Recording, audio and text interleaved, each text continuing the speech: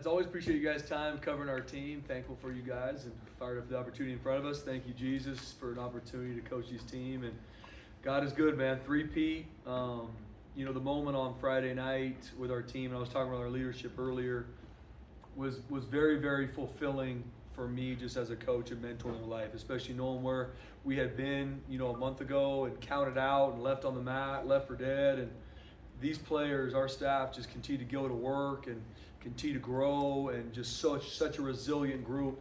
We were in danger, and then, like we talked about, we were in danger, and then we became really, really dangerous. And that's a testament to our players, our coaches. So seeing the joy on their face during the game, after the game, is what makes it so worth it for me, because I love these kids. I know that God has such a great plan for them in life, more than just football, but seeing them go through hard things and come out on the other side champions, hats off to them. And thank you, Bronco Nation, those fans on Friday night, even in the rain. That was some of the loudest that stadium's been, and we got the best fan base in the country, period, end of story. So thankful for them, and proud of what our team's been able to accomplish. Obviously not done yet. Got a huge opportunity to play one of the better teams in the country on Saturday night down in LA in the LA Bowl, playing Washington. Coach Fish has done a phenomenal job with their team, and obviously Washington's been really good for a long time. And Coach Fish is a phenomenal football coach in all three phases. They're going to be ready to rock. Offensively, they have one of probably the best offensive weapons in the country, and their quarterback, number 2. I mean, he is electric. Getting him on the ground when he scrambles is a task that not many can do. And he can make every throw. Both their running backs, number 1's an NFL draft pick. Both are going to be NFL football players. Their offensive line works great together. They got matchup nightmares at receiver. And they run an offense that puts you in a lot of conflict. Coach Fish is really the point man offensively. Runs it, does a great job with it. They got great coaches on their staff. I know a lot of them personally, and they do a really good job offensively. And on the flip side, defensively, very, very well coached. They don't give up many explosive plays. They're going to fit things the right way in the run game. It's really hard to get off their man coverage. I mean, both their corners are 6'3 plus. Their safeties can run and cover. Their front's really, really good. They play well together, and that's why they're sitting where they're at. They're one of the better teams in the country, and defensively got a lot of respect for what they do.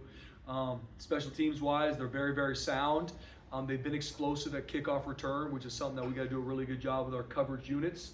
And we know across the board, talent wise, they've got a really talented team. That shows up a lot on special teams, because you're playing with space. So ton of respect for Washington. We played them a few times in the past, obviously prior to Coach Fish being there, but know a lot of their coach and their staff, and got a lot of respect for them. Jordan Powell, their tight ends coach, is a really good friend of mine. He actually was the offensive line coach at Azusa Pacific when I was a player there, and then he was a senior at University of San Diego when I was a freshman there, and so he's been a good friend of mine a long time. So I texted him earlier. I said, can we still be friends this week, or is it going to be awkward between both of us when he sees us? So he's a great friend of mine, and like I said, I think the world of their staff, I think the world of Coach Fish, and this is why you play in bowl games, right? We're a football team.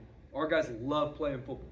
And you got a national game and a national spotlight Saturday night in LA, in an area where a lot of our kids are from, against one of the better teams in the country. I mean, that's why you love college football. So our guys are fired up for the opportunity, and we got our work cut out for us preparing for a really good football team.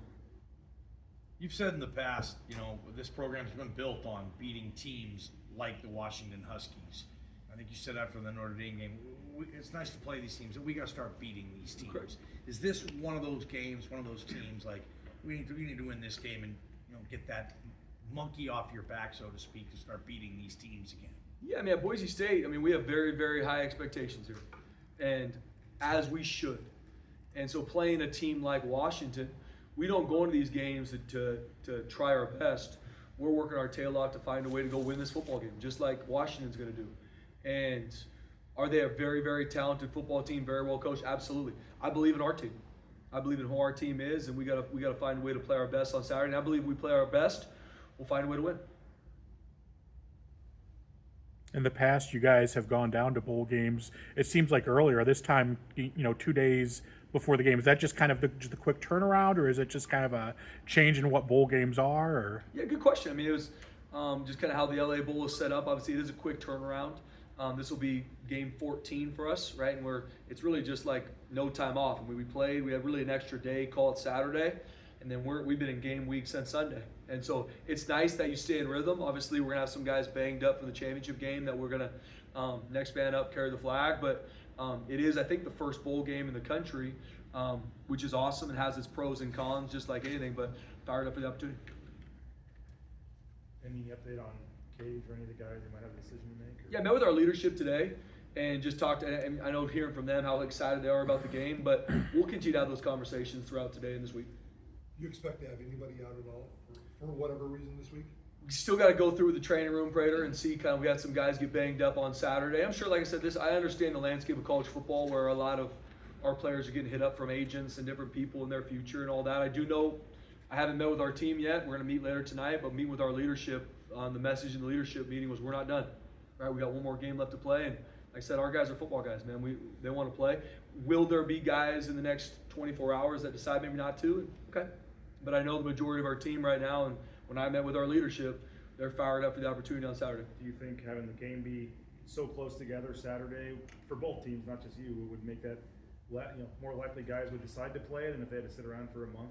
I hope so. Yeah, I mean, it's you have really 2 more full speed practices left. It's not like we're playing on the 28th or 29th, to your point, BJ. So I think there's a lot of positives to that of why to play. And at the end of the day, if someone, and how I'm always, if you don't want to play in this game and you don't want to be a part, that's okay. That's your life. The guys that do want to play and are all about playing football and finishing what they started, those are going to be our guys we go to war with on Saturday. You kind of touched on your experiences in this game 2 years ago yesterday, but for you, just everything around the game, what was the coolest thing about playing in this game?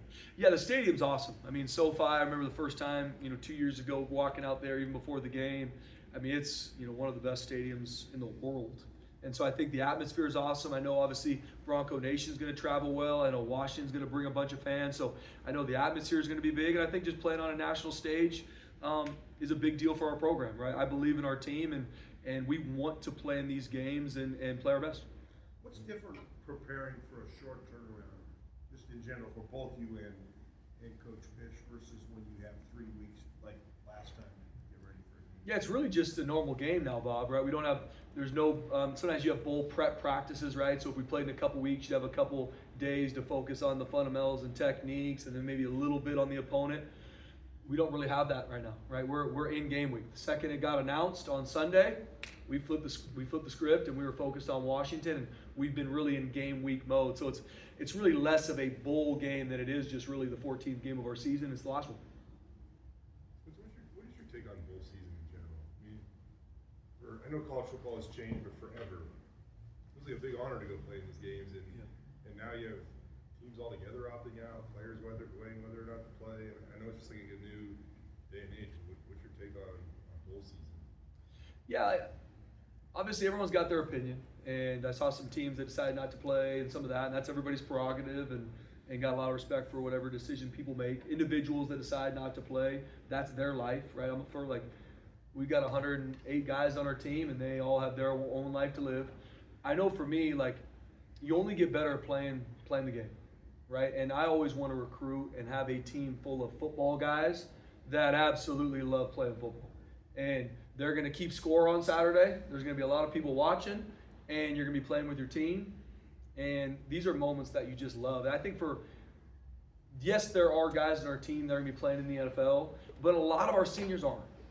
And I would never take an opportunity from our guys to not play in a bowl game with a group of guys that have absolutely earned the right to play this 14th game. To me, it's too special, right? Love this game, love the interactions that our players have, love the battle that's going to happen on Saturday, and our players do too. And so my thoughts on bowl season, I think there's going to be some change. I think the college football playoffs is going to get expanded. I think it should. I think it should be open up a lot more. Does that mean bowl games are? I don't know, right?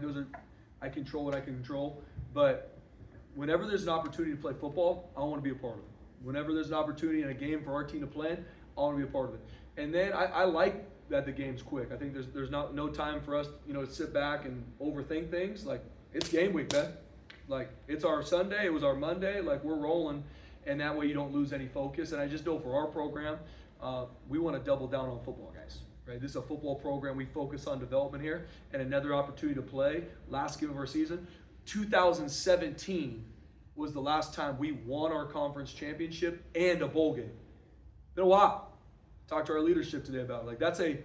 That's a big deal for this place. It hasn't happened since 2017.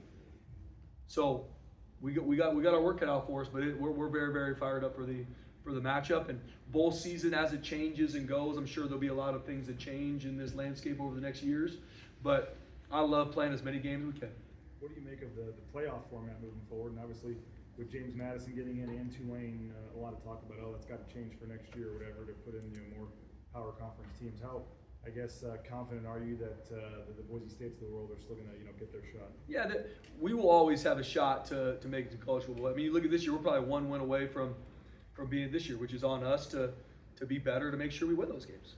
There's always going to be a shot for any team in the country if they play the way they need to get to the college football playoff. I think you look at it and guys that are maybe frustrated they didn't get in. Like, for me, I'm not frustrated we didn't get in. We didn't win enough games.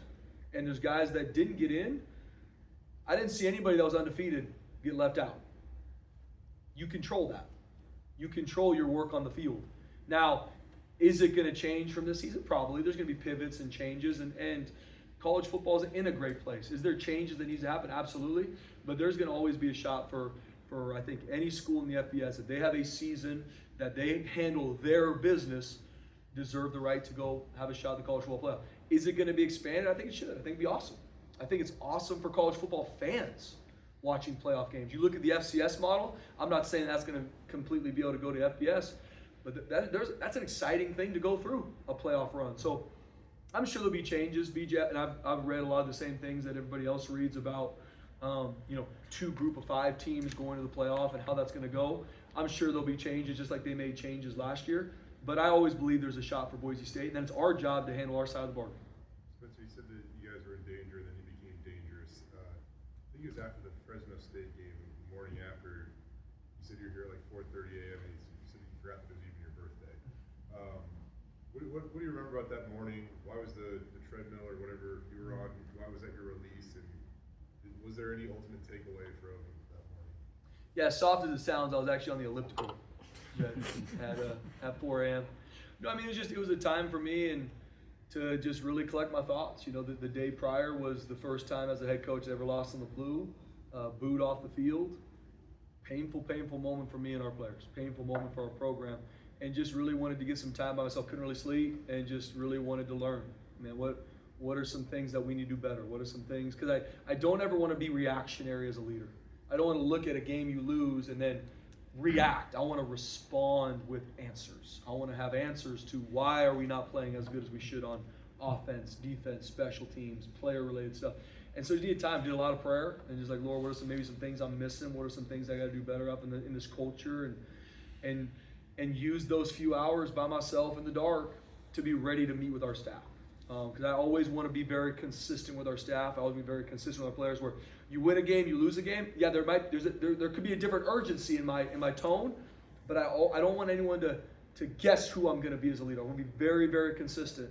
And so I just took that time in the morning to collect my thoughts, to learn, to have some really good questions for our staff, and so that we could grow and be better in the future. Is that part of your routine, like getting up on the elliptical, or like what do I don't know, is that? Yeah, I try to find my way in the weight room most every day in the morning. Me and Coach Hogart will get after it a few days a week. I work out with our freshmen 2 days a week, which is probably the best thing I do. I work with our developmental group. I'm in there back squatting with them. I'm getting my tail kicked, but it's a good time for me to be around our players. But then there's also moments that I'll just be in there just working out just by myself. I'll be listening to a book or a sermon or something. Just it's time for me. So then when I'm done with that, and then the rest of our team and people are here, I feel like I'm the best version of myself as long as I get that morning time. Since we're talking about you taking off your shirt, Yeah. that message that we saw over the weekend across your chest was something about a broken brother. Can you talk about that? Yeah, so I've had more text messages about those pictures that I have about our team probably winning a championship game. To be honest with you, I had a couple people text me like, "Hey, I saw the AI generated photos of you," and I'm like, "Well, sadly enough, they weren't AI generated. If they were, I would have made some adjustments to them. To be honest with you, but yeah, it was. So when I was 17-ish years old, 17, 18, and always grew up. I was a 90s kid, right? So, I thought tattoos were really cool. I thought, all the cool kids had tattoos, right? And I remember asking my mom, like, I want to get a tattoo, and she would always say no. And then, but I realized as I got closer to being 18, if it was something related to family or Jesus, I had a really good shot to get a tattoo. And so it's a tattoo that me and my brother got, and it says, "Not even death itself can separate a brother." It is something that we kind of came up with together and got it when I was 18, and had some other moments where I thought it was really cool. Now I'm a father of 3, 37 years old, and whenever I go to the pool, everybody looks at me like, "Why am I there?" But it's the reality of what it is. Does he have the same one? Yes, he does. He has it on his back. Yep. What made you decide to do that pregame? So we did it last year. Once again, I didn't know Coots set up the media to be there. That's on him. But, no, it was. We did it last year. We always greet our players. It's something whenever they come to the facility, we're always going to greet them and be around them. And Dirk Cutter actually brought it up last year as taking our shirts off and having a little bit of juice. And so this year, when it's a little bit colder outside and they're coming off the bus, we put the old ski masks on and had our hammers and shirt off, and just want to have a lot of joy with our players. Want to have a lot of juice, and it was just going to be a fun time with our guys. The season has been obviously a roller coaster, but what is this ride, this journey, what has it taught you about the guys in the locker room? They're resilient, absolutely resilient. I mean, these guys won't flinch, and even being knocked down, that doesn't mean we're perfect. Doesn't mean we haven't had a lot of things to learn in, but this group of seniors, this group of leaders are absolutely resilient. And they love each other, they care about each other, and not focused on what people tell them we are or what people tell us. We're focused on who we are with each other, and it's a resilient group, man. They love each other, and we're excited to finish what we started. You guys, typically for the championship game, you'll have the whole team carry the hammers out, but I noticed your 4 captains held on to theirs for the coin toss. Yeah. What was behind that? Yeah, they did that. That was them, and we always have the rest of our guys carrying them all out, but they talked about it, and that's the hammer, and we talk a lot about it. Obviously, it's given to the player maybe with the biggest hit or the biggest, most effort that game. More times not the biggest hit the week before, but it also symbolizes the blue collar mentality of this place, right? Dan Paul is it's named after Dan Paul because that's who he was, right? That's who this place is. This is a blue collar work ethic, count it out, outwork you. That's us. That's why the hammer's there. It's hard to swing a hammer consistently. If you continue to swing it, you're going to get tired. You're going to get blisters. And so it symbolizes Boise State football. And so in a championship game, I want everybody to carry a hammer out because every single one of them, scout team to the starting players, had something to do with that championship run. Maddox Metz in the mental space, how was it different today than it was last week? Yeah, to be honest with you, I don't know if it's much different. Because he's a competitor. I mean, this time last week, going into the championship game, figuring out if he was going to be healthy enough to play, he was still laser focused. Met with him, he's in our leadership group as a captain, laser focused on Washington. I mean, he doesn't ride high or too low, and that's what makes him an elite leader. Is he's very, very consistent, and he's a cold-blooded competitor. How do you feel the vibe is? I'm not talking last year for the CFP, but the 2 years to the LA Bowl. Both were teams that had to come back, but you got a quarterback that you think probably is playing, and Madsen where you lost Green. It seems like there's a better vibe on this team. Yeah, I know our guys are just very, very proud, right? When I was able to, and I haven't been around them completely yet. Sundays are off. I was around them on Saturday for their med check, but just proud. But every single one of them said, "Coach, job's not done. We got one more game." But I'm proud of them. I mean, seeing the joy. I remember being on the stage looking down at our players and the joy on their face, and remembering, to Jay's question a month earlier, there wasn't a lot of joy. There was a lot of people frustrated, heartache, when you put so much into something and it not going the way you wanted to, right? And fans have their opinion, but man, I see these kids work. I see them here at 5:30 in the morning, leaving when it's dark because of the work they put in. And that's why it breaks my heart when it doesn't go well for them. But then seeing that moment of joy means the world. And so they're very, very fulfilled. But also understand we still got one more game to play. And we put a premium on football here, and job's not done. What role does Rachel play in your response? And obviously after the game, she was on stage with you, and she's holding up the number 3 too. And wasn't she the one that reminded you or sent you a message or something that it was your birthday that day? Oh, yeah. What happened there? Oh yeah. Yeah, I mean, my wife, my sweet wife Rachel, man, she is my rock, man. She keeps me very focused on these things that matter, right? And especially even with our family, and especially we have 3 kids under 4 years old right now, and you come to our house right now, it looks like a bomb went off just because you're chasing around a 4, a 3, and a 9-month-old. It's a lot. And my wife is a rock star with it. And she gives me such a good heartbeat on our players, right? And when she never asks questions about how are we going to play defensively this week. She asks about how's Ty Benefield? How's he doing? How's Sire Gaines? And it's such a good reminder to me of why we are in this, right? It's what we feel God has called us to do. It's not, well, that's what Spencer does for work. No, Rachel's called to this too. And when we started dating and got married at Azusa Pacific, making $8,000, it was like, you sure you want to do this? Because I know this is what I'm going to do. And she was all in then, she's all in now, and she's a rock for me, and she keeps me focused on the things that matter. Looking at Washington's run defense, what impresses you most about them, and what do they do to really throw teams out of their game? Yeah, first off, their front play is really, really good. I think two of their edge guys are two of the better edge guys we've seen. Their D tackles play really well with their technique. Linebackers are very smart. Their offense is very similar to our offense, right? Pro style, and they can fit every run scheme, from mid zone to gap schemes to whatever. You're not going to see them short. And they're very, very athletic at linebacker and safety, and they fit fast now. And so they're very, very well coached, and got a lot of respect for what they do defensively. And especially in the Big Ten, they see a lot of different offenses, and they're very, very stout. Your Sunday conversation with Coach Pete, was it any different yesterday, and do you expect to talk again throughout this week? Yeah, absolutely. I mean, he texted me after the championship game, just so proud, and then Saturday, I hit him up about potentially playing in Washington and kind of mess with him a little bit. But no, we talked on Sunday, and because yes, when we talk, it's not so much about who we are playing. Well, we had conversations about Washington, and he's obviously very connected there, so we're not going to. He wouldn't get involved in the opponent. So much of it is just more our team, my process, my heart on kind of messaging where I feel this team is at. What are maybe some things that I need, maybe some hard conversation with players or coaches that I got to have? What are some maybe ways to do that? So much of it is more our culture, our process. But you better believe I was messing with him a little bit about you, though. Yeah, one more. A couple of your newest signees that were in the stands, on Friday night. One thing that this program sells is winning and a chance to win championships. So how important is it to achieve what you guys did on Friday, and maybe for some of those guys to actually see it? Yeah.